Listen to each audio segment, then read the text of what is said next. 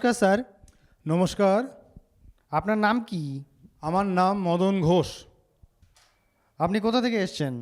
আমি নদিয়া জেলার হরিণঘাটা থানার অধীন ঝিকরা গ্রাম থেকে এসেছি। মদনবাবু, আপনি কবে সন্ত রামপালজি মহারাজ থেকে নাম দীক্ষা নিয়েছেন? আমি 2019 সালের অক্টোবর মাসে সন্ত রামপালজি মহারাজের কাছ থেকে নাম দীক্ষা নিয়েছি। সন্ত রামপালজি মহারাজ থেকে নাম দীক্ষা নেওয়ার আগে আপনি কি কোনো ভক্তি সাধনা করতেন? আমি আগে ভক্তি সাধনায় ছিলাম। প্রথমে শঙ্করাচার্যের পন্থী স্বামী সত্যানন্দ সরস্বতীর কাছে দীক্ষা নিয়েছিলাম। তারপর বৈষ্ণব ধর্মে আমি দীক্ষা নিয়েছিলাম। আমার বাড়ির যারা ছিলেন, বাবা, ঠাকুরদাদা, জ্যাঠামশাইরা বংশ পরম্পরায় বৈষ্ণব ধর্মে দীক্ষিত ছিল। আমিও সেই বৈষ্ণব ধর্মে দীক্ষিত ছিলাম। আমি 15 বছর বৈষ্ণব ধর্মের সমস্ত নিয়মকানুন মেনে চলেছি এবং নবদ্বীপের শ্রীবাসাঙ্গীনাথ থেকে আমি দীক্ষা নিয়েছিলাম। এবং আমি প্রতি বৃহস্পতিবারে লক্ষ্মী দেবীর উপোস করতাম। তাছাড়া শনি দেবতারও পুজো করেছি। তাছাড়া প্রতি বছর শ্রাবণ মাসে আমি তারকেশ্বরে জলযাত্রা, অর্থাৎ কাঁধে বাঁক এবং 2 কলসি জল নিয়ে 3 বছর ধরে তারকেশ্বরে গেছি বাবা তারকনাথের উদ্দেশ্যে জলযাত্রায়। তাছাড়া যে কোনো পুজো পার্বণে, অমাবস্যা, একাদশী, পূর্ণিমাতে আমি উপোস করতাম। এছাড়াও আমি বৃন্দাবনে গেছি। সেখানে 1 মাস 84 লক্ষ রাস্তা আমি ভ্রমণ করেছি। 2-3 বার আমি বৃন্দাবনে গেছি। তা সত্ত্বেও আমি খুব একটা শান্তি পাইনি। বৃন্দাবন ছাড়াও আমি রাধাকুণ্ডে গেছি, বেশ কয়েকবার পুরীতে গেছি এবং ভারতবর্ষের প্রধান প্রধান ধর্মস্থানগুলিতে আমি তীর্থভ্রমণ করেছি। আমি এত কিছু করা সত্ত্বেও প্রতি সপ্তাহে সোমবার, বৃহস্পতিবার এবং শনিবার 3 দিন ভগবানকে পাওয়ার জন্য যথেষ্ট কৃচ্ছ সাধনের সঙ্গে আমি ব্রত করতাম। মদনবাবু, আপনাকে শুনেই বোঝা যায় যে আপনি খুবই প্রভুপ্রেমী ছিলেন। আপনি বৈষ্ণব ধর্মে দীক্ষিত ছিলেন এবং আপনি বৃন্দাবনে 1 মাস যাবৎ ছিলেন এবং তারকেশ্বরে এবং নানান জায়গায় আপনি জলযাত্রা করেছেন এবং শিবের উপাসনা করেছেন এবং ব্রত পালনও করেছেন। এসব করা সত্ত্বেও তাহলে আপনি সন্ত রামপালজি মহারাজকে কেন গুরু বানালেন? স্যার, আমি সন্ত রামপালজি মহারাজকে কেন গুরু বানালাম এর উত্তরটা একটু বড় হবে, তবু আমি সংক্ষেপে বলার চেষ্টা করছি। আমি যখন ক্লাস 5-এ পড়ি তখন থেকেই আমার এই ধর্মের দিকে প্রচণ্ড মন ছিল। আমি সবসময় চেষ্টা করতাম আধ্যাত্মিকতার লাইনে থাকতে, কিন্তু এত ধর্মের লাইনে থেকেও আমার একটা বাচ্চা, আমার এক বালিকা কন্যা যার বয়স 10.5 বছর ছিল, সে ছাদ থেকে পড়ে মারা যায়। তখনই আমার এই ধর্মের প্রতি প্রচণ্ড বিতৃষ্ণা আসে যে আমি কী করলাম। আমার সেই সন্তানটি প্রতিদিন শিবের মূর্তি মাটি দিয়ে তৈরি করে পুজো করে তবে সে জলগ্রহণ করত। আমার দেখা দেখি সে সমস্ত দেবদেবতাদের ভক্তি করত এবং আমি প্রতি বছর ওই নবদ্বীপের শ্রীবাসাঙ্গীনাথে ওখানে রাধা অষ্টমী, কৃষ্ণের জন্মাষ্টমী প্রভৃতি উৎসবে আমি যথেষ্ট পরিমাণ পয়সা বা ভোগ বা চাল ডাল এ সমস্ত দিয়ে আমি সেবা করতাম। কিন্তু আমার ওই স্নেহের কন্যাটি মারা যাবার পরে দেবী দেবতাদের প্রতি আমি একদম বিতৃষ্ণা হয়ে যাই। আমি ভাবতে পারিনি যে আমি এত দেবতা মানি, তাহলে আমার ঘরে কেন এত অশান্তি, এত দুঃখ, যে আমি নিজে শুয়ে শুয়ে ফুঁপিয়ে ফুঁপিয়ে কাঁদতাম যে আমি এত ঈশ্বরের ভক্তি করি, তবু ভগবান কেন আমার কপালে এত কষ্ট রেখেছে। তাই মনে মনে সঠিক গুরু খুঁজতাম যে কার কাছে যে আমি শান্তি পাব। এইভাবে আমি বহু বছর পার করেছি এবং দীর্ঘ বছর পার করার পরে আমার স্ত্রী সহায়তায়, যিনি রামপালজির কৃপা পেয়েছিলেন, যার শরীরে সিরোসিস অফ লিভার, ক্যান্সার জাতীয় রোগ ছিল, হেপাটাইটিস বি ছিল, সেই স্ত্রী সন্ত রামপালজি মহারাজের কাছ থেকে দীক্ষা নেওয়ার পরে সম্পূর্ণ সুস্থ হয়ে যায়, যেটা প্রতি বছর 2 বার আমি পরীক্ষা করি এবং দেখি যে স্ত্রী আমার সুস্থ হয়ে গেছে। তারপরেই আমি আবার ঈশ্বরের প্রতি ভক্তি আসে। আমি স্ত্রীর এই লাভ পাওয়া দেখে সন্ত রামপালজি মহারাজের প্রতি আমি আবার আমার ভক্তির উদয় হয়। স্ত্রীর এই উপকার দেখে আমি সন্ত রামপালজি মহারাজের কাছ থেকে দীক্ষা নেই। মদনবাবু, আমরা শুনেছি প্রভুপ্রেমী আত্মারা যারা আধ্যাত্মিক দিকে চলে তাদের অনেক অনেক লাভ হয়। তো আপনি সন্ত রামপালজি মহারাজকে গুরু বানিয়ে যখন আধ্যাত্মিক দিকে চলা শুরু করলেন তখন কি আপনি কোনো লাভ পেয়েছেন? হ্যাঁ স্যার, আমি অনেক লাভ পেয়েছি। ধরুন, জীবনের 20টি বছর আমি এই বৈষ্ণব ধর্মের সঙ্গে যুক্ত ছিলাম বা শিব ধর্মের সঙ্গে যুক্ত ছিলাম, সেখানে তেমন কিছু লাভ পাইনি, উল্টে আমার ক্ষতি হয়েছে। আমার একমাত্র সন্তান সে অকালে চলে গেছে। কিন্তু সন্ত রামপালজি মহারাজের কাছ থেকে দীক্ষা পাওয়ার পরে আমি বুঝতে পেরেছি যে মোক্ষ লাভই হচ্ছে মানব জন্মের শ্রেষ্ঠ ধর্ম। সেই মোক্ষ লাভের রাস্তাটা একমাত্র সন্ত রামপালজি মহারাজ দেখিয়েছেন। আধ্যাত্মিক জগতে, এই জগতে, আমাদের পৃথিবীতে বাবা মা স্ত্রী পুত্র কন্যা কেউই কারুন না, শুধুমাত্র মোক্ষ লাভ করার উদ্দেশ্যেই আমরা এই পৃথিবীতে জন্মেছি। এবং সেই মোক্ষ লাভের রাস্তা একমাত্র সন্ত রামপালজি মহারাজই দেখিয়েছেন, যা কোনো ধর্মগুরু আমাকে দেখাতে পারেননি। কী বৈষ্ণব ধর্মের, কী শিব ধর্মের, কেউই আমাকে মোক্ষ লাভের রাস্তা দেখায়নি। একমাত্র সন্ত রামপালজি মহারাজের কাছ থেকে দীক্ষা নেওয়ার পরে আমি সেই মোক্ষ লাভের রাস্তাটা পেয়েছি এবং জীবনের লক্ষ্য কী সেটাও জানতে পেরেছি। আর কি লাভ পেয়েছেন আপনি? আধ্যাত্মিক লাভ ছাড়াও আর্থিক লাভ। আর্থিক লাভের কথা আমি বললে আপনারা হয়তো শুনে অবাক হয়ে যাবেন যে আমি একটা ফাইন্যান্সিয়াল ইনস্টিটিউশন, ব্যাংকে চাকরি করতাম এবং যেখানে 100% 100% সততা নিয়ে আমি চাকরি করেছি। সেই ব্যাংকে থেকে আমি যখন রিটায়ার করলাম, ইনকাম ট্যাক্স ডিপার্টমেন্ট থেকে আমাকে একটা 1,38,000 টাকার একটা চিঠি পাঠায় যে আপনি এত টাকা ইনকাম ট্যাক্স দেননি, এটা আপনাকে পে করতে হবে। আমি তখন রিটায়ার করে গেছি এবং জীবনে কোনো দিন একটি পয়সা আমি কারোর কাছ থেকে নেইনি। অত্যন্ত সততার সঙ্গে, নিষ্ঠার সঙ্গে আমি চাকরি করেছি। সুতরাং জীবনের শেষ প্রান্তে এসে রিটায়ারমেন্ট করার পরে এই ধরনের চিঠি পেয়ে আমি অত্যন্ত ভেঙে পড়ি। আমার অফিসে, আমি ব্রাঞ্চ ম্যানেজার ছিলাম, আমার অফিসে ইনকাম ট্যাক্স দেখতেন একজন লয়ার, তার কাছে যাই, রানাঘাটে বাড়ি। তিনি বলেন, স্যার এটা পে করতে হবে, কিছু করার নেই। তারপরে আর একজনের কাছে যায়, আর একটু বড় ধরনের উকিলের কাছে, তিনিও বলেন, স্যার কিছু করার নেই, আপনাকে ওই টাকা পে করতে হবে। তখন আমি দীক্ষা নেইনি, আমার ভগবতী স্ত্রী দীক্ষা নিয়েছিলেন। আমি দেখতাম যে আমার স্ত্রী গুরুদেবের ওখানে প্রতিদিন 2বার করে প্রদীপ ধরাতো এবং সাষ্টাঙ্গে প্রণাম করত। আমি এত ব্যথিত হয়েছিলাম যে রাত্রে আমার ঘুম বন্ধ হয়ে গেছিল যে আমি এত টাকা সৎভাবে থেকে কেন এত টাকা আমাকে পে করতে হবে। আমি আমার স্ত্রীকে বললাম, কি করি বলো, তোমার গুরুদেবকে একটু বলো না আমার এই বিপদ থেকে উদ্ধার করতে। তখন আমার স্ত্রী বলল যে গুরুদেব তোমারও নয়, কিন্তু আমার গুরুদেব হলেও জগতের লোক হয়ে যদি তুমি তার কাছে কোনো আর্জি জানাও, যদি তার কাছে কোনো প্রার্থনা জানাও, তিনি কিন্তু সবার কথাই শোনে।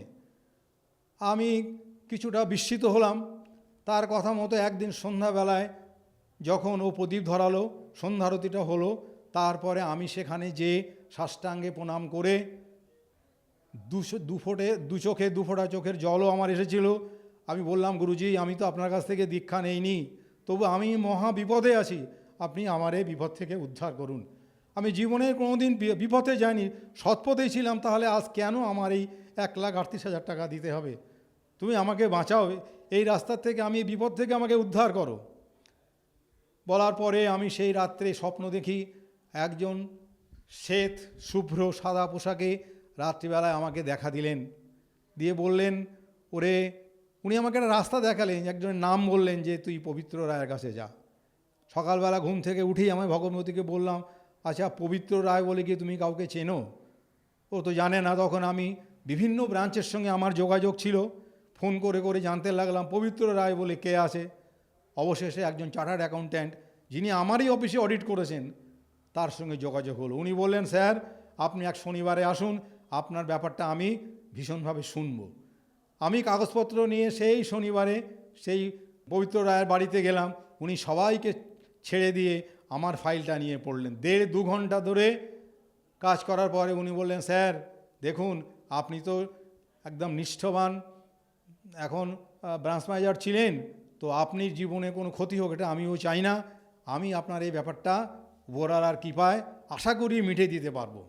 উনি ক্যালকুলেশন করে কম্পিউটারে কাজকর্ম করে আমাকে বললেন আপনার ওই টাকাটা দেওয়া লাগবে না, উল্টে আমাকে 4,000 টাকা উনি ফেরত পাওয়ার ব্যবস্থা করে দিলেন। এইখানে আমার বক্তব্য, যেখানে আমি রেডি হচ্ছিলাম 1,38,000 টাকা পেমেন্ট করার জন্য, সেইখানে ওই রাত্রেবেলায় আমাকে গুরুজি যে আদেশ দিলেন, সেই আদেশের বলে আমি যোগাযোগ করে আমার অতগুলো টাকা বেঁচে গেল। এটা একমাত্র সন্ত রামপালজি মহারাজের কৃপা ছাড়া এত বড় উপকার কোনোদিন কারোর হয়নি। আমি জীবনে প্রথম এই ধরনের উপকার পেলাম। এর থেকে আর একটা বড় উপকার আমি পেয়েছি, সেটা না বললে খুব কম হবে, সেটাও বলি। আমার ছোট মেয়েটি ছাদ থেকে পড়ে মারা যায়। কলকাতা কোঠারি হসপিটালে 15 দিন ছিল। সেই সময় ডাক্তাররা বলেছিলেন যে আপনি যদি সকাল সকাল নিয়ে আসতে পারতেন হয়তো মেয়েটি বেঁচে যেত, কিন্তু কলকাতাতে আমার কোনো আস্তানা নেই। তখন মনে মনে ভেবেছিলাম যদি কোনোদিন পারি তো কলকাতায় একটা আস্তানা কিনবো। তো রিটায়ারমেন্টের পরে আমি ব্যাংকে চাকরি করতাম, সুতরাং বেশ কিছু পয়সা কড়ি পেয়েছিলাম। গ্রামের লোক, ভাই, আত্মীয়স্বজনরা এত পরিমাণে আমার কাছে টাকা চাইতে লাগলো যে আমি কিংকর্তব্য বিমূঢ় হলাম, আমি কি করব। তখন আমি ওই কলকাতাতে দমদমে একটা ফ্ল্যাট কিনলাম 40 লক্ষ টাকা দিয়ে। আমি ব্রাঞ্চ ম্যানেজার ছিলাম, আমি নিজে হাতে লোন স্যাংশন করেছি বহু লোকের, অথচ সেই প্রমোটার আমাকে জেনুইন কাগজ দিয়েছে আমার মতো আরও 2জনকে, বা একই ফ্ল্যাট 3জনকে বিক্রি করেছে, এবং আমার কাছ থেকে টাকা পয়সা নিয়ে আমাকে রসিদ দিয়েছিল। সেই প্রমোটার নিরুদ্দেশ, 3 বছর তাকে পাওয়া যায়নি। আমি পাগলের মতো ঘুরেছি দরজায় দরজায় দরজায় দরজায় বলতে আমি কাউন্সিলরের কাছে গেছি। তিনি বলেছেন আপনাকে আমরা ফ্ল্যাট দখল করিয়ে দেব, আমাদের পয়সা করিয়ে দেবেন, আমরা লোকজনকে দিয়ে ফ্ল্যাট দখল করিয়ে দেব। আমি বলেছি যে ফ্ল্যাট দখল করলে কি হবে, রেজিস্ট্রি তো আমার নামে হয়নি বা হবেও না, তাহলে কি করে আমি দখল নিয়ে আমি আইনগতভাবে থাকতে পারবো। হাইকোর্টের উকিলকে ধরলাম, উনি বললেন যেহেতু আপনার কাছে রসিদ আছে এটা 6-7 বছর লেগে যাবে, কিন্তু শেষে কী হবে জানি না, হয়তো পেতেও পারেন। তখন আবার সেই সন্ত রামপালজি মহারাজের স্মরণে আসলাম। আমি সেই সময় দিলীপ ভগতজির কাছে আসলাম ইরশাতে। দিলীপ ভগতজিকে বললাম, দিলীপদা আমি কি করব, আমি তো মহা বিপদে পড়েছি।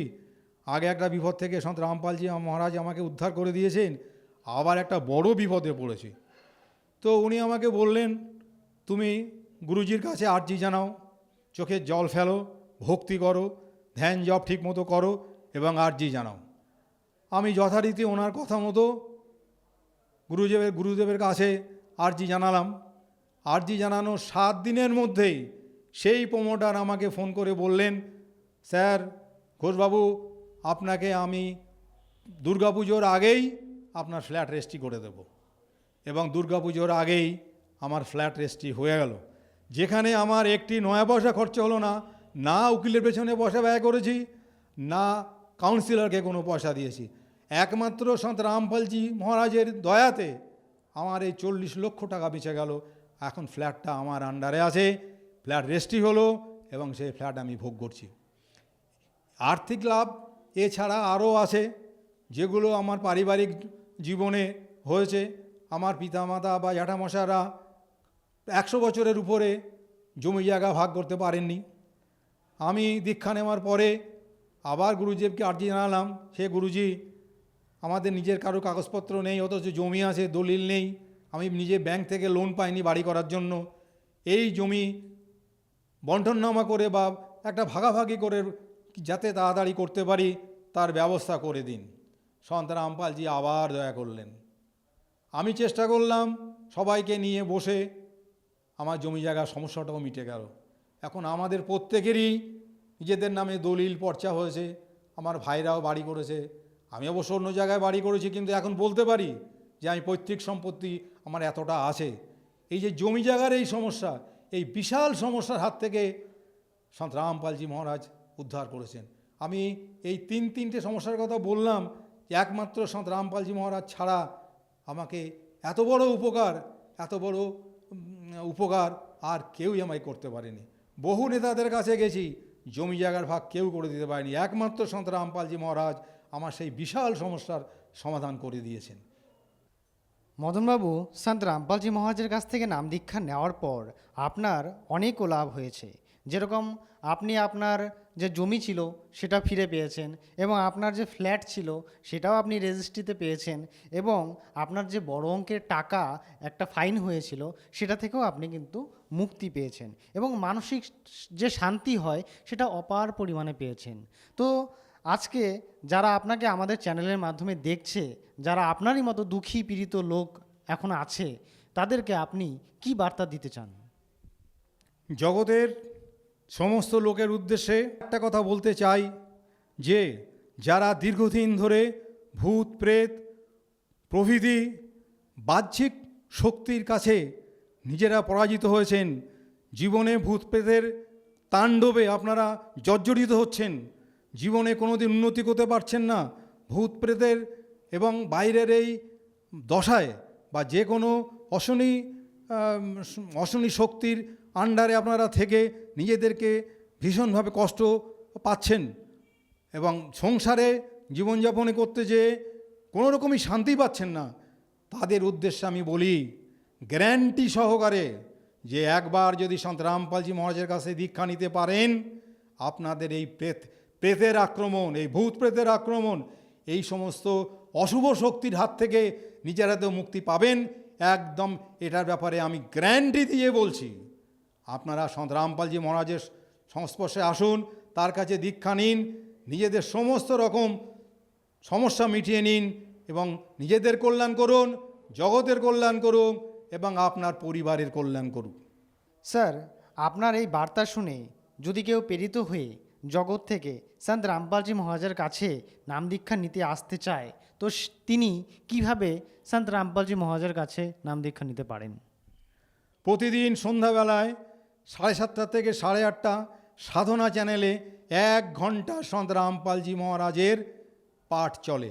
উনি 1 ঘন্টা ধরে 18 পুরাণ, গীতা এবং বেদ থেকে নিয়ে উনি পাঠ করেন, এবং সেই পাঠ থেকে আপনারা জানতে পারবেন যে সন্ত রামপালজি মহারাজ জগতের কী কী কল্যাণ করেছেন।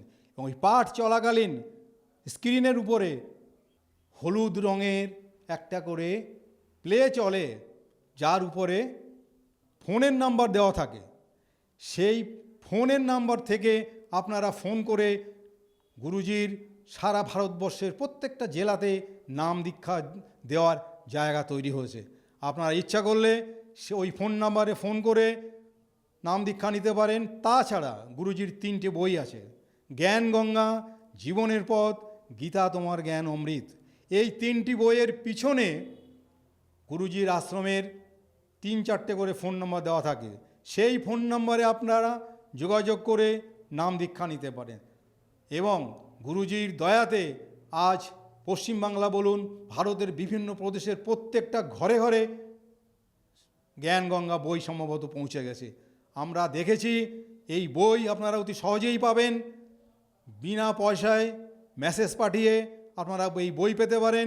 সেই বইয়ের পিছনের দিকে ফোন নাম্বার, ঠিকানা, মেল আইডি সব কিছুই পাবেন। সুতরাং নাম দীক্ষা নিতে গেলে এই নাম্বারে যোগাযোগ করবেন, তাতে আপনাদের প্রত্যেকটা জেলায় যে নামদান কেন্দ্র আছে সেখান থেকে অতি সহজেই নাম দীক্ষা নিতে পারবেন।